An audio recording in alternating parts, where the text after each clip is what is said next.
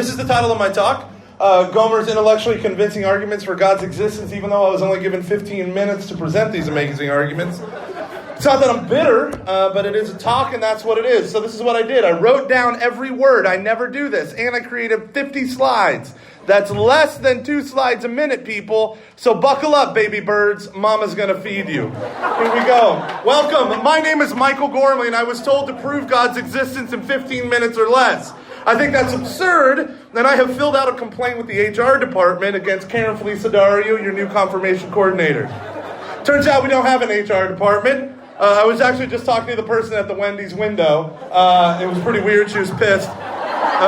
It was upsetting at first, but then I got a double with the chocolate frosty, so everything turned out okay. Win-win. Okay? Now, I know many of you hate the fact that you are in confirmation. I understand this. You don't believe in God, and you certainly don't want to get a sacrament that confirms you in being a super Catholic. All right? I want to say to you 2 things. One, I was right where you are, and I desperately wanted to walk away from God, Jesus, Christianity, the faith, Catholicism, the whole deal. But taking truth claims seriously, the facts prevented me from doing so. And 2, maybe the God that you don't believe in isn't actually the God that we're proposing, but a caricature of that God. Not the real deal. First off, my story. I was raised in a super Catholic home. My dad was in the Knights of Columbus. My mom was the director of religious education. And we prayed the family rosary every single night. When my parents could afford it, about 4 years out of 9, I went to a Catholic school. At the age of 14, I started having profound doubts about the whole thing, especially how we could believe in an all-good and all-powerful God while there was suffering in the world. The problem of evil emotionally led me out of the faith, and I was a Catholic in name only for years. But I'm a nerd. I don't know if you can tell that by looking at me. I, in fact, did not study or did not play sports a lot. But why are you laughing? That's a wound. I diligently needed to have answers to the question of whether or not God existed. My friends did not. They could not care less. They tried to care less, couldn't do it. They had the meh disease, M-E-H period, all lowercase. They just did not care. At least none of my nerd friends did. I struggle with the problem of evil, as it's formally known. If there's an all-good God and he's all-powerful, if he's all good, he'd want to get rid of evil and suffering. If he's all-powerful, he could get rid of evil and suffering. But there is evil and suffering. Therefore, God is either not all good or not all-powerful. Or there is no such thing as God. And so what I began doing was I began reading and studying. I studied and read atheists, agnostics, a weird group called deists, non-religious theists, Muslims, Jewish scholars, Roman Catholic saints, cardinals, doctors of the church, theologians. I downed them all because I needed to have a reason for whether I believed or not. My answer came in 3 different forms. One was realizing that I do not know everything. And as a finite creature, I cannot sit here and judge an infinite God thinking that I have all the answers. Here's a perfect case of a man who thinks he can judge an infinite God. Stephen Fry, hilarious comedian and actor. He is a part of what we call the New Atheists, which yell a lot more than they do propose arguments. So in this, he says, God's a maniac. Why? Because I don't understand why things are the way they are. Therefore, I can sit in judgment of an all-powerful God. Now, the second thing that, and this is just a random thing, it's like having an aunt try to tell you how to understand Windows Me, right? And that's impossible. No one understands it, not even Microsoft, and they wrote the stupid thing, right? So my second answer came to me from Viktor Frankl. Viktor Frankl is a Jewish man, a brilliant psychologist who was in a Nazi concentration camp, and he noticed something interesting. There were 3 groups of people in those camps. People who, because of the suffering, terror, and evil that they felt, they gave up and literally laid down and died. There's a second group of people who were the survivors, the Katniss Everdeen's, if you will. And what they did was they had no problem stomping on the necks of anyone in order to survive.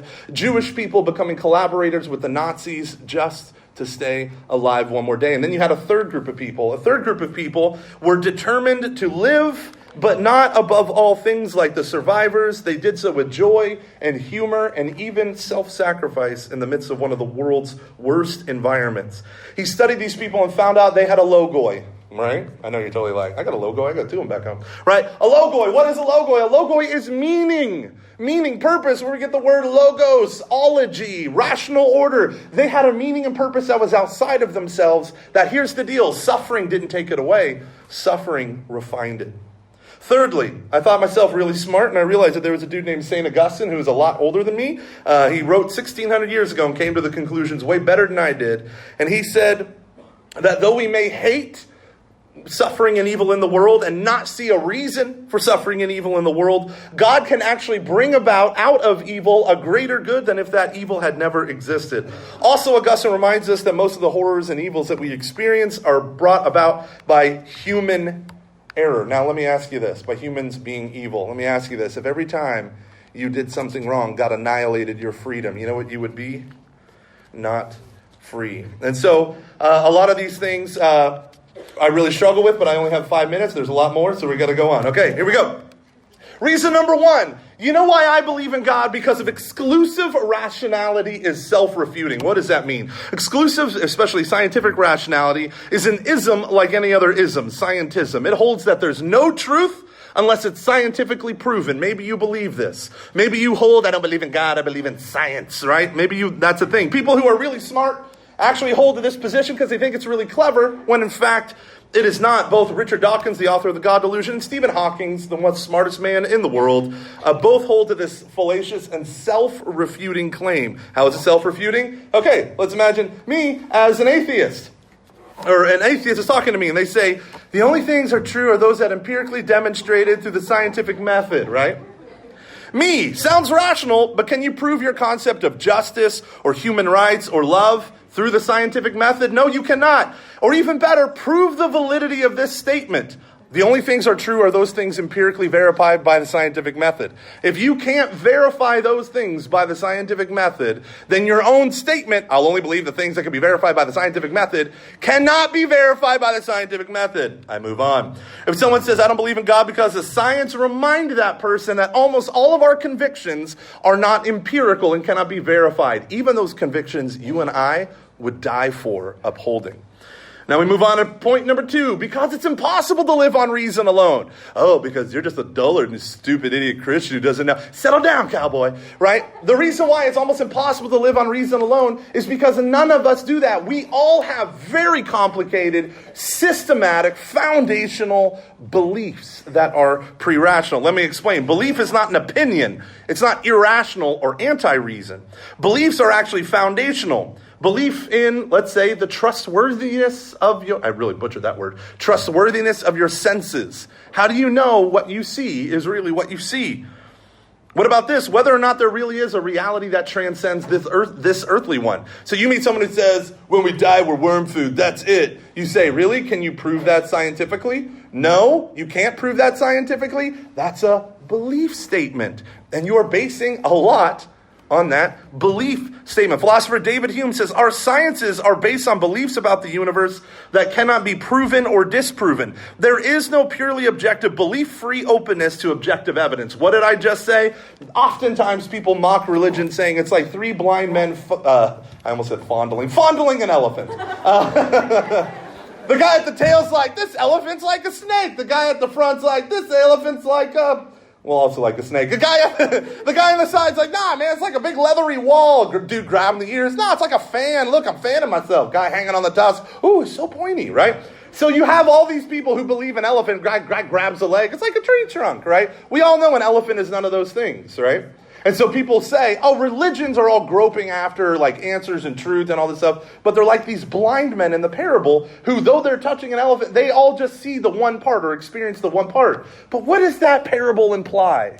That there is some third party, like that weirdo with his arms crossed, looking all smug, who is sitting off to the side that actually gets the whole picture. So the person is like, oh, these religions are all just saying the same thing, but they just don't get the whole picture. That implies that they have the whole picture. No one has a purely objective free. You want to prove it even further? The quantum mechanics theory of what we call the quantum observation theory holds that even when we point our telescopes at galaxies, we alter the thing we observe. that there is no such thing as the purely objective, even when we're staring out at the night sky. Reason number 3, here's the deal. Because liberal humanism cannot come from secular materialism. This is literally a quote from the New York Times. Don't read that, read this, or listen to this. You are not a unique snowflake. You are not special. You are a decaying piece of matter in a decaying universe. So, what do you think the following statement is going to be? So celebrate life, live it to the fullest, love and marry whomever you will. Now that's funny, because that makes absolutely no dang sense, right? You are nothing other than a decaying piece of matter accidentally here, and when you die, there is nothing of significance that remains. So love people. You're like, what? Where do you get that? How does that conclusion, where does that so come from to connect? You are nothing but whirling atoms, so love, right? So there's this Russian philosopher who says it's the equivalent of saying, man has descended from apes, therefore we ought to love one another. And then I added, or hate and kill one another. You know what? Do whatever you want. I don't care. I got this sweet spear, so I'm good, right? So our notion is this, guys. If the survival of the fittest is how we got here in our past, how come we don't get to use that in our present and in our future? It's time for the purge. Let's fight. Here we go. Our beliefs about the evilness of cruelty and the goodness of every human person, where does that come from in our modern liberal democratic society? It comes from Christianity. It comes from, in fact, these two doctrines of Christianity. There would be no America, there would be no modern world without these two doctrines. What do I mean by this? Ancient Greeks had a little bit of democracy, but it was only for the wealthy, the included, the high class, the highborn, and men. Do you want to imitate that democracy? Ultimately, it was the notion of the Christian imago Dei, fancy Latin phrase, meaning image of God. If every single man and woman is made in the image of God, that means no man is any better than any other man or woman. The other notion is that word redemption. I'm not talking about getting money back at Macy's. What I'm talking about redeeming is what Jesus Christ did on the cross for you. Now, this is very important. Jesus did not die for Christians. Jesus did not die for the morally upright. Jesus died for every single one of us, and he proved that by hanging out with tax collectors, sinners, and prostitutes, by religious snobs called the Pharisees, by the Sadducees. He hung out with anyone who would listen to him. He rebuked them, but he loved them. And then ultimately he would die on a cross for all of humanity. Everyone in humanity is made in the image and likeness of God, and God himself came to redeem every one of us. Rooted in the very core of our democracy is the love of God as the foundation of all the world. That's why that so makes so much sense. That's why you and I can say things like, so love one another. It's because we are the inheritors of a Christianity that many of us in this room don't even want to acknowledge.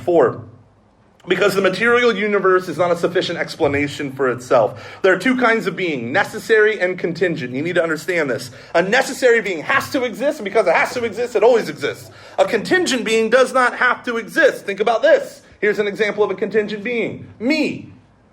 What was the thing that brought me into being? Michael Bolton music playing 9 months before I was born. I have no idea what you guys are talking about. But if the whole universe, think about this. If the whole universe is contingent, guys, why are you talking? I don't understand. If the whole universe is contingent, then that means the whole material universe is an effect and it has its allegiance to a greater cause. That cause cannot be a part of the universe. You hear this. If everything in the universe is contingent, that means it is an effect of some other cause, and that means it needs another cause. This is Father George Lemaitre, a Roman Catholic priest, whose mathematical models refuted Albert Einstein. Albert Einstein mocked him, and 10 years later ended up apologizing and saying, Father George Lemaitre in Pasadena, California, you are correct when the background radiation discovered by Edwin Hubble proved the fact that the universe was expanding. Father George Lemaitre is awesome. His mathematical model is the basis of what we call the Big Bang. Did you know a Roman Catholic priest came up with a model of the Big Bang? Back then it was called the cosmic egg. I make no judgments, but that was a stupid name. Okay. The Big Bang means, here's the deal. Why do I bring up the Big Bang? Because it means that space-time had a beginning. If space-time had a beginning, then that means it's contingent. Everything inside space-time had a beginning. If you are a science nerd, you know that gravity is not really a thing. It is warped space-time. If there is no space-time to be warped, there is no gravity. There's no strong and weak nuclear force. There is no electromagnetism. Brothers and sisters, the thing that formed us wouldn't exist without it being prior caused. And this means that something before it had to cause it, and it could not be a part of it. Stephen Hawking seriously said, and it's so silly that he even said it, he said, if you give me gravity, I will fashion for you the entire universe. That's silly. Can't do that because it's a part of the universe. What we need is an uncaused cause. Just to let you know, 35 craters on the moon are named after Jesuit priests. Tell me more about how the church is anti-science. Going along. Faith and reason are like two wings of the human spear by which we soar to the truth. I'm going to end on this note because I've already hit 15 minutes. It was unjust, and you never should have told me to do that. Okay. How do we know these things about God? We know per reason alone that there is one God. The ancient Greeks believed in a pantheon of gods, many gods. Why is that silly? Because how do you divide infinity? What is infinity divided in half? What is infinity plus 2? I don't know if you used to do that when you were a kid. It makes no sense. So the ancient Greek philosophers living in a pagan environment reasoned without the scripture or evangelists reasoned that there was only one God. Socrates was put to death for belief in one God and rejection of the state gods. There's another thing that we need to focus on. And this is Book of Romans saying that you can look at nature and find evidence for God. There's another thing, right? If you're a comic book fan, you got Silver Surfer, right? Reason also rules out pantheism, the identification of God with the universe.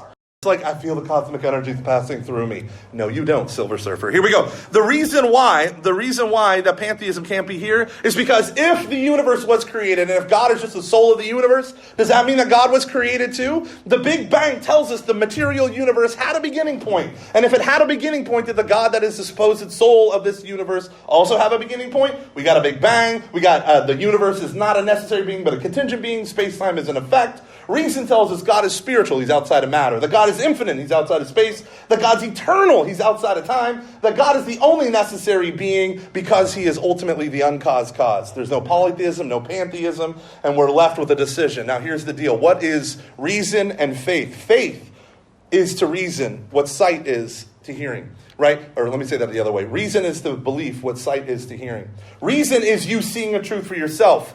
Belief is you hearing the eyewitness testimony of someone who is credible, and by hearing it and believing them as truth tellers, your intellect widens. The perfect example of how you and I use belief every single day is when you go to school. If you don't trust your teacher, if you found out your teacher is an incompetent weirdo liar, you're not going to learn a single thing in that class. You want to know why? Because they're not credible. Latin word credo means I believe. It's where we get the word for the creed. So I want to end with this point. Very simple. Very simple. Faith is not the same thing as mere belief. Faith is something supernatural. Belief is a human thing. It's the way that we learn and grow in our wisdom and knowledge. Faith is a surrender to what God has chosen to reveal to us.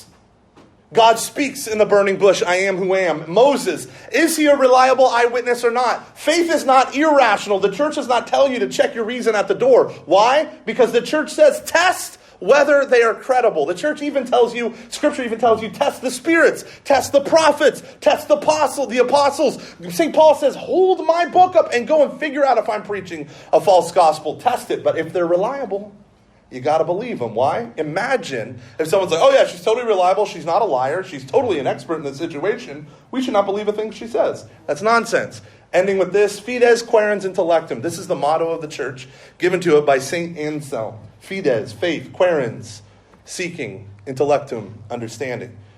Faith comes by seeing faith, or reason comes by seeing, faith by hearing. But you know what the church says? It is a far better thing to see than just to hear. And one day when you die and you stand before an eternal God and he says, come into me, my good and beautiful servant. He welcomes you into heaven. All that faith that has carried you up to that point falls away to seeing, and you will know as you are known. But insofar as you're on earth, that's your project. And that's what you're doing for this confirmation year. Faith, seeking, understanding. God bless you all.